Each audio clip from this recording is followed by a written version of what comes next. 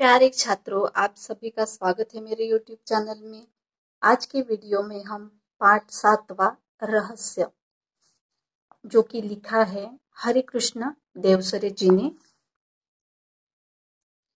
पढ़ने वाले हैं।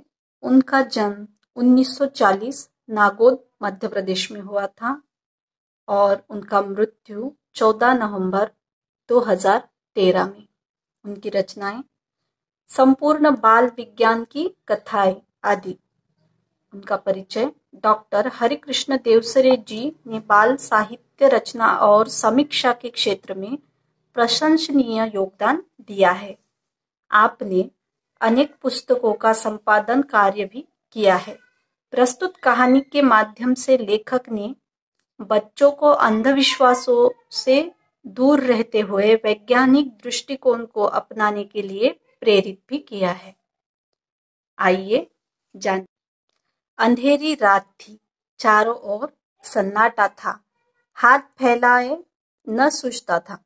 कभी कभी कुत्तों के भौंकने की आवाज सुनाई पड़ती थी। आधी रात बीत चुकी थी। मामा जी के घर से कुछ दूरी पर सामने हवेली थी। हवेली में उजाला था। आर्यन, जो कि एक लड़का है, खेतों को सरपट पार करता हुआ उस ओर अकेले बढ़ रहा था। उस हवेली में आधी रात के बाद कल भी ऐसा उजाला देखा था। मामा जी ने पहले ही आर्यन से कह दिया था कि उधर हवेली की ओर जाने की जरूरत नहीं है। आर्यन को मामा जी ने पहले ही बता दिया था कि उस हवेली की ओर जाने की बिल्कुल भी जरूरत नहीं है। वह हवेली भूतों का डेरा है, मतलब वहां भूत रहते हैं उस हवेली में। आर्यन मन ही मन मुस्कुराने लगा। वह जानता था कि भूत वूत कुछ नहीं होते। आर्यन को पता था कि भूत वूत कुछ नहीं रहते, ये सब कहानियां है। यह कपोल कल्पना है, यानी कि मन गढ़ंत कहानियां, अपने मन से बनाई हुई कहानी है। भूत वूत ऐसा कुछ रहता नहीं है। कक्षा में विज्ञान के शिक्षक ने वैज्ञानिक दृष्टिकोण अच्छी तरह समझाया था। रहस्य का पता लगाने के लिए उसने मन में ठान लिया।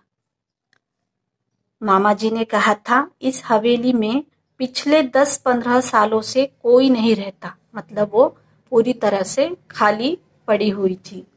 पहले उसमें एक जमींदार का परिवार रहता था। अब जमींदार का परिवार खत्म हो गया है, मतलब उस परिवार में अभी कोई भी नहीं बचा है जो उस हवेली में रहे।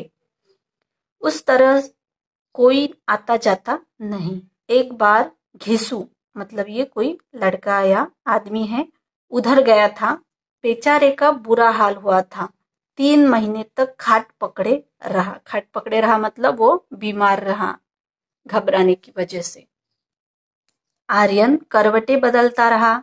आधी रात को उठकर छत से उसने हवेली को फिर से देखा। वहां रोशनी थी। गर्मी की छुट्टियां बिताने के लिए वह मामा जी के घर आया था, क्योंकि स्कूल को छुट्टी थी गर्मियों के दिनों में, तो उसलिए वो अपने मामा के घर आया था। यह एक समृद्ध गांव था। मामा जी के पास एक विदेशी डिजिटल कैमरा भी है। यह बात आर्यन को मालूम थी। विदेशी मतलब इम्पोर्टेंट, जो विदेश से लाई हुई चीजें, मतलब इम्पोर्टेंट चीजें। यह बात आर्यन को मालूम थी। मामा जी की एक लड़की थी, उसका नाम था कनिष्का।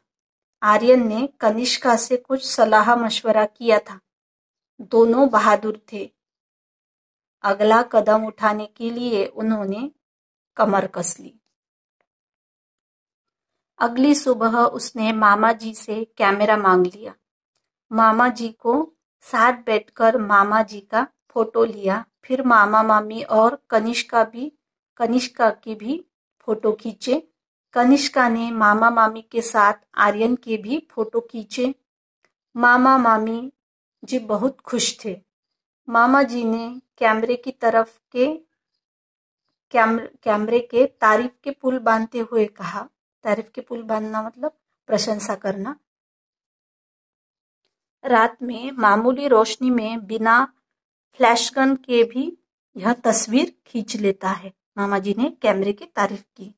कमाल का लेंस है लगा है इसमें। आर्यन ने कैमरा अपने पास रख लिया था।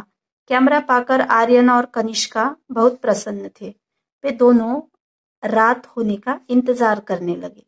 रहस्य का पता लगाने का यह अच्छा अवसर था। अवसर यानी मौका था। अंधेरा होते ही दोनों घर से निकल पड़े। हवेली सामने थी। अंदर से हंसी और कहो की आवाजें सुनाई पड़ रही थी। आर्यन और कनिष्का ने पहले चारों ओर ध्यान से देखा। कहीं कोई खतरा नहीं था। वे दबे पांव हवेली में चले गए। बीचों बीच एक बड़ा कमरा था।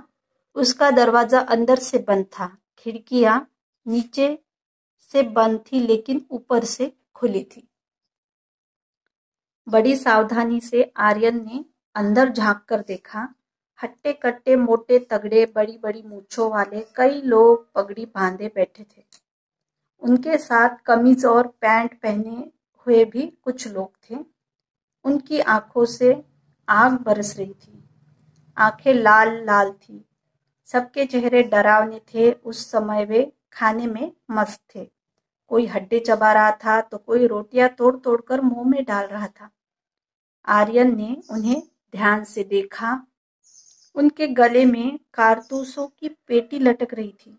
बंदूकें तलवारें भी रखी थी। कुछ लोग लुढ़के हुए पड़े थे। आर्यन ने इशारा किया। किसे? कनिष्का को इशारा किया। कनिष्का ने बड़ी सावधानी से कैमरा निकाला।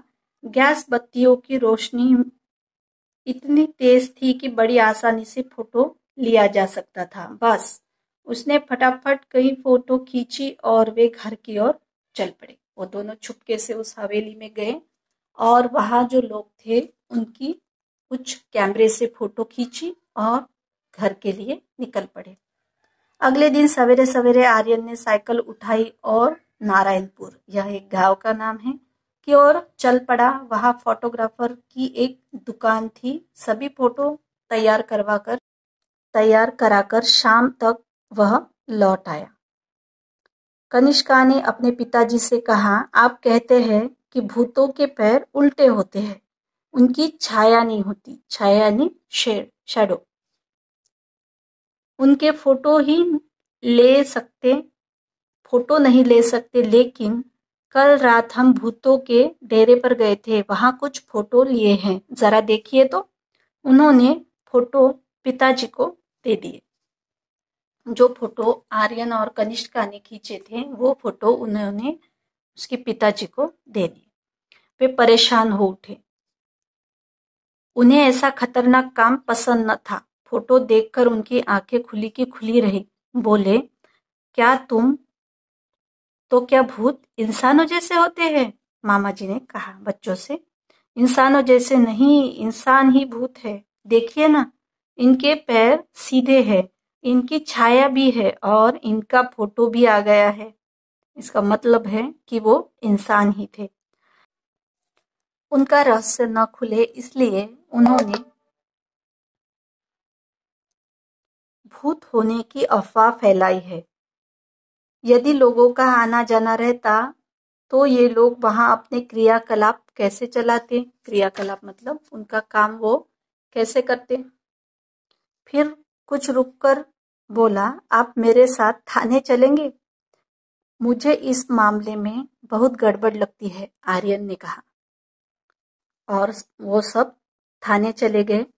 थानेदार ने फोटो देखते ही कहा, इन डाकुओं के गिरोह ने कई वर्षों से बहुत ही उत्पात मचा रखा है। डकैती, राहजनी इनका पेशा है। मतलब डकैती करना, राह चले इंसानों को लूटना, ये इनका पेशा है। कई वर्षों से इनकी तलाश की जा रही है। इनको पकड़ने के लिए पुलिस ने अपना खून पसीना एक कर दिया था। शाबाश, तुम दोनों ने बहुत ही बहादुरी का काम किया है। कहा है ये?